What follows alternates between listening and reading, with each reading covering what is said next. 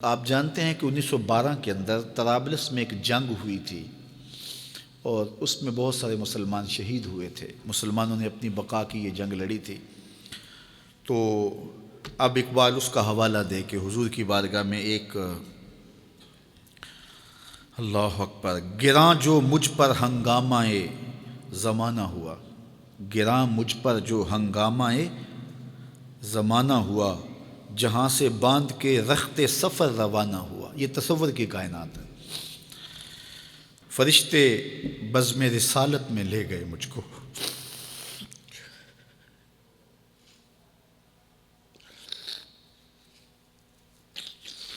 وہ کہتے ہیں کہ میں تصور ہی میں جب اس دنیا کے ہنگاموں سے اکتا گیا تو میں نے رخت سفر باندھ لیا۔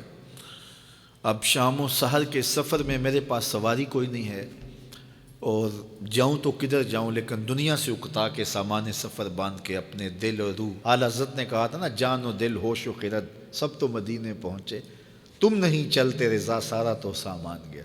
تو اقبال نے بھی سارا سامان باندھ لیا، تو پھر سواری کیا آئی؟ فرشتے بزم رسالت میں لے گئے مجھ کو۔ یہ تصور کی دنیا ہے اور اقبال کا ایک اپنا جہان تھا۔ حضور آیا رحمت میں لے گئے مجھ کو، کہا حضور نے اے اندلیب باغ حجاز،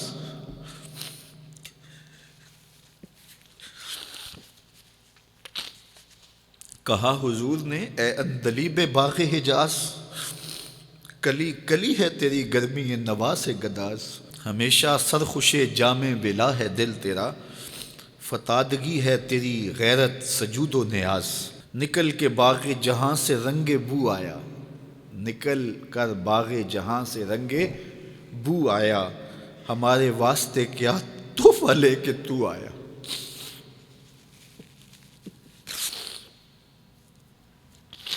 کہتے ہیں کہ حضور نے مجھے کہا کہ باغ حجاز کے بلبل تیری نوا سے کلی کلی پگھل رہی ہے، تو ایسے باغ سے نکل آیا جس طرح پھول سے خوشبو نکل کے آتی ہے، تو بتا میرے لیے تو تحفہ کیا لے کر آئے؟ اب اقبال کا جواب سنیے۔ حضور دہر میں آسودگی نہیں ملتی، حضور دہر میں آسودگی نہیں ملتی، تلاش جس کی ہے وہ زندگی نہیں ملتی، ہزاروں لالا و گل ہیں ریاض ہستی میں، وفا کی جس میں بو ہو وہ کلی نہیں ملتی، مگر میں نظر کو ایک آبگینہ لایا ہوں۔ یہ 1912 کی بات ہے جب طرابلس کی جنگ لگی تھی۔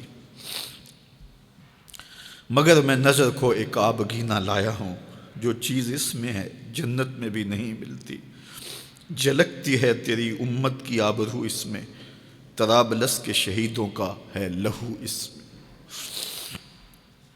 اگر اس دور میں اقبال ہوتا اس کا کلیجہ پھٹ جاتا۔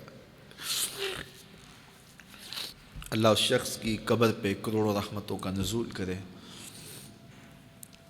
اور امت کو پوری دنیا کے اوپر وحدت نصیب فرمائے۔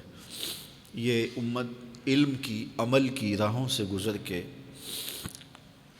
اپنی منزل کی طرف گامزن ہو اور وحدت کے حقیقی اجالے اس امت کو نصیب ہوں،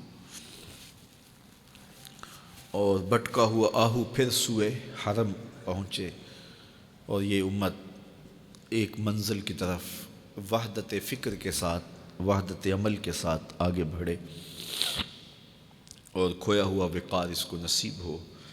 اقبال کے انہی لفظوں کے ساتھ میں اپنی گفتگو کو اختتام کی طرف لے جاتا ہوں۔ بھٹکے ہوئے آہو کو پھر سوئے حرم لے چل، اس شہر کے خوگر کو پھر وسعت صحرا دے، میں بلبل نالہ ہوں اس اجڑے گلستاں کا، تاثیر کا سائل ہوں محتاج کو داتا دے۔